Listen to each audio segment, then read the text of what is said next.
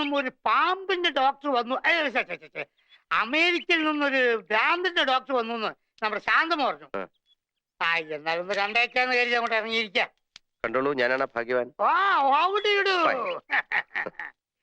നമ്മ ദാസപ്പൻ കുട്ടിയും രാജപ്പനും കുട്ടപ്പനും ഒക്കെ പറയുന്നു എന്റെ പെരുമാറ്റത്തിൽ എന്തെല്ലോ മാറ്റങ്ങളുണ്ടെന്ന്. ഡോക്ടർ ഒന്ന് നോക്കിക്കേ.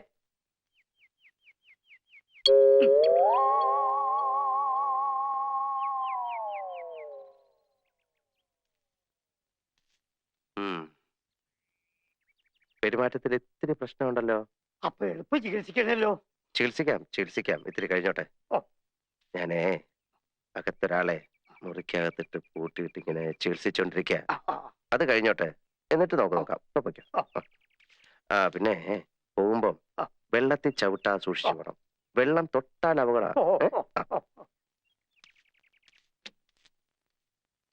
വെള്ളം വെള്ളം കിടക്കുന്നു.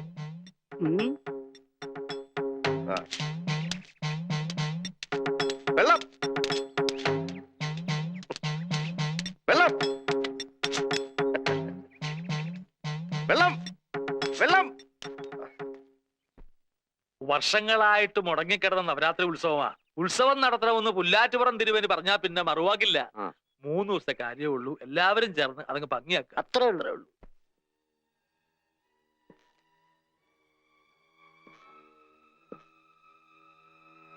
അറിഞ്ഞില്ലേ, നിന്റെ അമ്പലത്തിൽ ഇന്ന് കർണശബദം കഥകളിയാണ്. കാണാൻ പോണ്ടേ?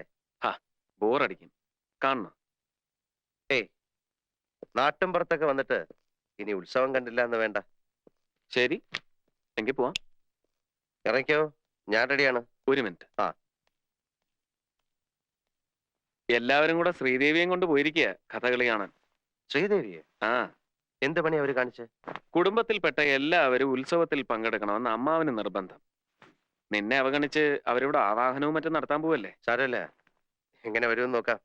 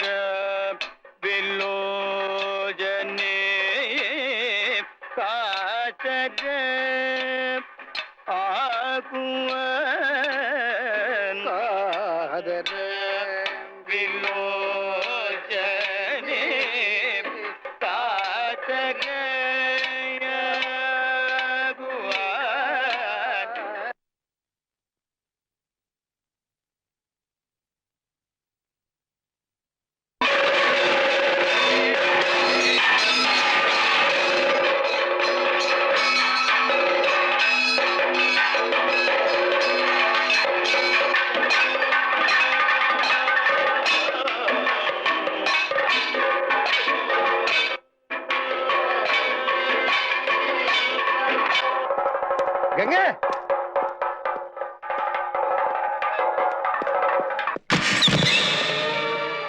ഗംഗേ,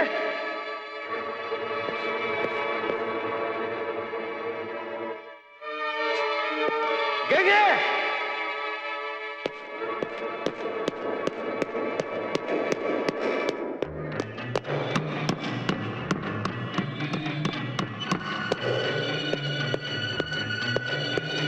ഗംഗേ,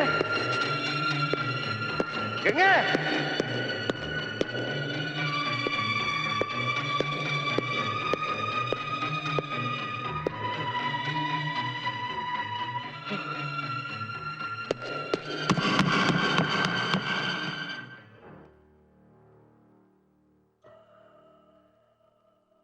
ഗംഗ എവിടെ? സണ്ണി, ഗംഗ എവിടെ?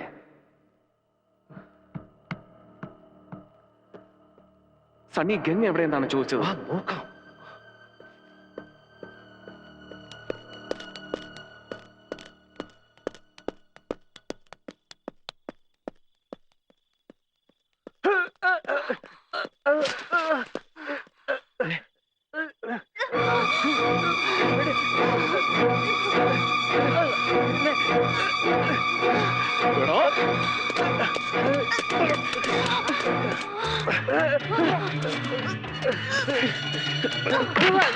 ഞാനൊന്നും ചെയ്തില്ല, പറയുന്നേക്ക്.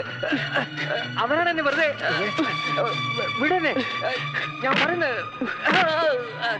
പറയുന്നേക്ക്, ഞാനൊന്നും ചെയ്തില്ല. പറയണ്ടോ പണി എന്താ ഈ കാണിക്കുന്നത്? അയാളെ ചെയ്തത് നീ പോയി ഗംഗയെ നോക്ക്. ഞാനൊന്നും ചെയ്തില്ല, അവരാണ്. I know. Hold on. Come. I need your help. ഗംഗേ, Come.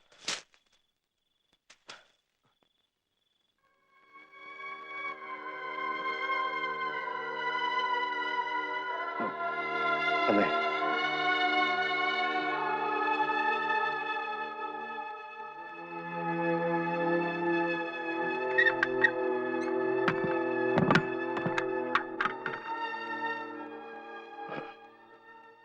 അവിടെ ഞാൻ കരുതിയിരുന്നതിലും വളരെ മുൻപ് തന്നെ വേദനിപ്പിക്കുന്ന കുറെ കാര്യങ്ങൾ നീ ഇപ്പോൾ അറിയാൻ തുടങ്ങിയാണ്. അങ്ങേയറ്റം ക്ഷമയോടെ നീ അത് കേൾക്കണം.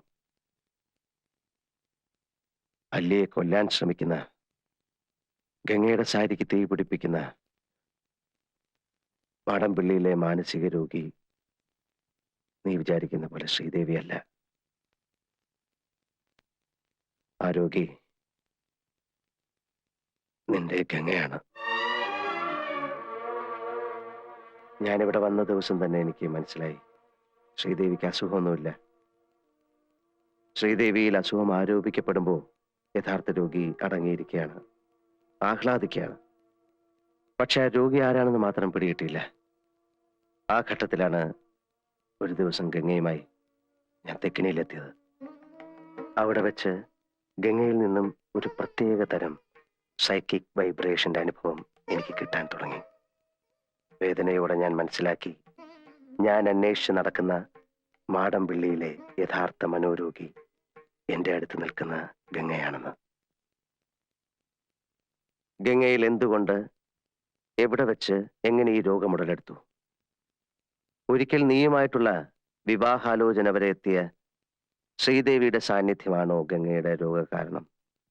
അതറിയാനാണ് അന്ന് ഞാൻ ശ്രീദേവിയും കൂട്ടി അമ്പലത്തിൽ പോകാൻ പറഞ്ഞത്. പക്ഷെ ഗംഗയ്ക്ക് അതൊരു പ്രശ്നമേ അല്ലെന്ന് എനിക്ക് വളരെ വ്യക്തമായി. പഴങ്കഥയിലെ നാഗവല്ലിയുടെ ഒരു കാര്യം പറഞ്ഞ് ഗംഗയെ പ്രകോപിപ്പിക്കാൻ ഞാൻ ശ്രമിച്ചു. നാഗവല്ലിയുടെ ചിലങ്കയെ ചൊല്ലി എന്തൊക്കെയോ പറഞ്ഞ് ഞാൻ ഗംഗയോട് എതിർത്തു. ഗംഗ പ്രതികരിച്ചു, അതിശക്തമായി, അസാധാരണമായി. അപൂർവമായ ഒരു മനോരോഗത്തിന്റെ അഗ്നികുണ്ഡങ്ങൾ ഗംഗയുടെ കണ്ണുകളിൽ ജ്വലിക്കുന്നത് ഞാൻ ആദ്യമായി കണ്ടു. ആ നിമിഷങ്ങളിൽ ഒരു നിമിഷം ഗംഗ നാഗവല്ലിയായി മാറുകയായിരുന്നു. ഗംഗയുടെ അസുഖം അതാണ്. ചില നേരങ്ങളിൽ ഗംഗ നാഗവല്ലിയായി മാറുന്നു. നമ്മൾ പത്രങ്ങളിലൊക്കെ വായിക്കാറില്ലേ, 11 വയസ്സുള്ള മുസ്ലിം ബാലിക 71 വയസ്സുള്ള ഒരു വാര്യസാരായി പെരുമാറുന്നു, സംസാരിക്കുന്നു, സംസ്കൃത ശ്ലോകം ചൊല്ലുന്നു എന്നൊക്കെ.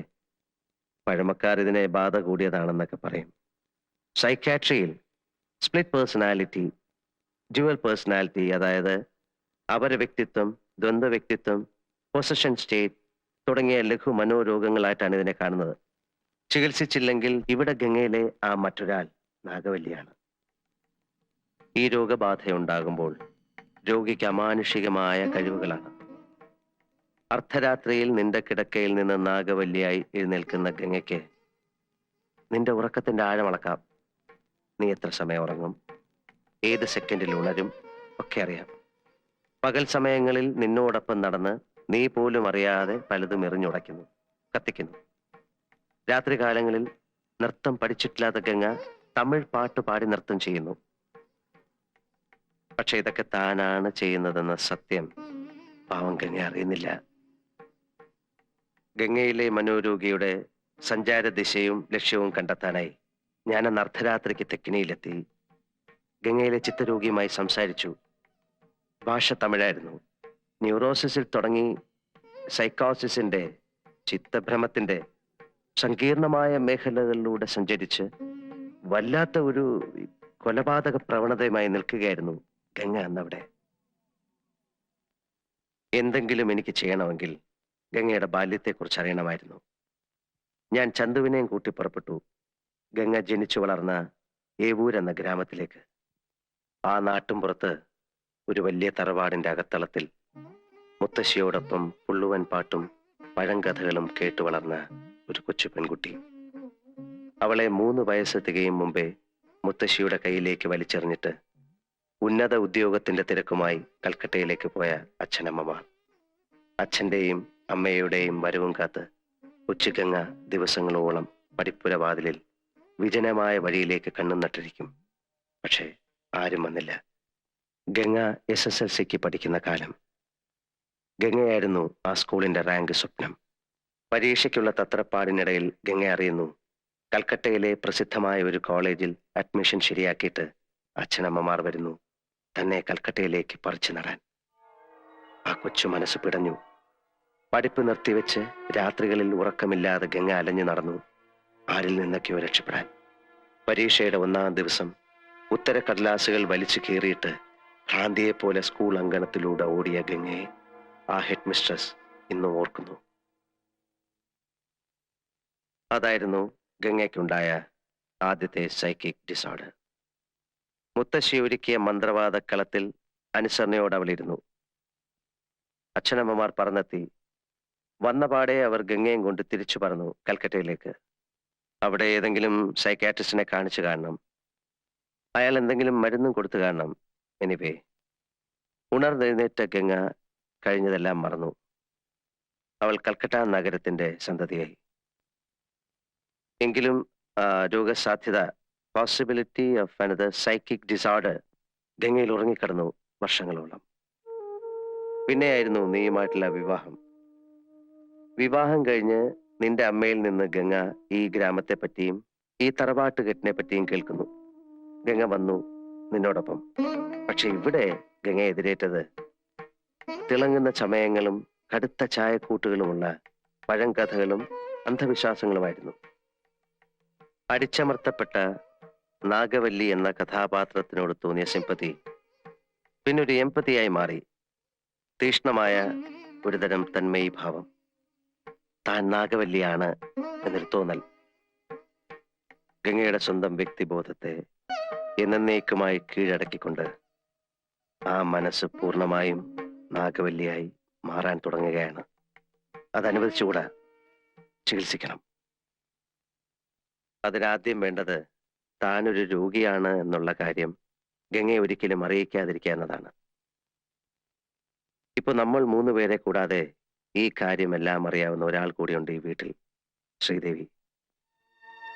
ഒരിക്കൽ എല്ലാവരുടെയും മുൻപിൽ വെച്ച് ഗംഗയുടെ രോഗം പുറത്തു വരാൻ പോകുന്നു എന്ന് തോന്നിയ ഒരു ഘട്ടത്തിൽ അതൊഴിവാക്കാനായി ഞാൻ ശ്രീദേവിയെ മുറിയിലിട്ട് പൂട്ടി. പിന്നീട് ഞാൻ ആവശ്യപ്പെട്ടപ്പോൾ നിനക്ക് വേണ്ടി, നിന്റെ ഭാര്യയ്ക്ക് വേണ്ടി 1000 തവണ വേണമെങ്കിലും ഭ്രാന്തിയായി അഭിനയിക്കാമെന്ന് ഏറ്റവളാണ് അവൾ. നകുലേട്ടാ, നകുലേട്ടാ, ഈ വാതിലൊന്ന് തുറന്നേ. ഇതാരാ പൂട്ടിയേ? നകുലേട്ടാ,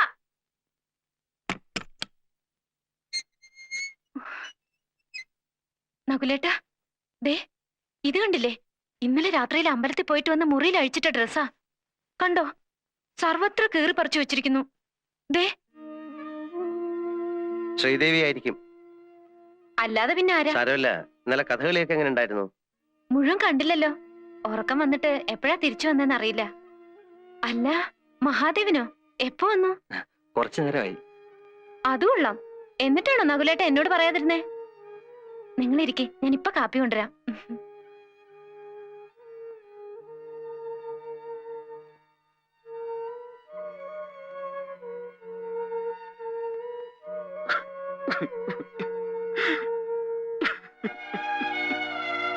നകുല, എന്താ എന്താണ് ഇത്?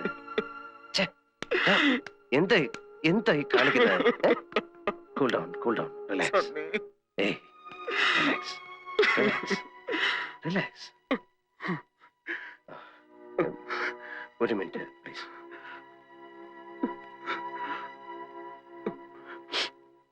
ഇപ്പോൾ നിങ്ങൾ താമസിക്കുന്ന ആ വീട് പണ്ട് രാമനാഥൻ എന്ന നർത്തകൻ താമസിച്ചിരുന്ന വീടാണ്.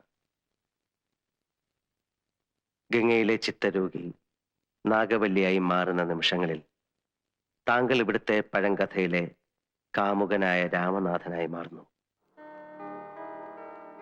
നകുലൻ ക്രൂരനായ ആ കാരണവരും.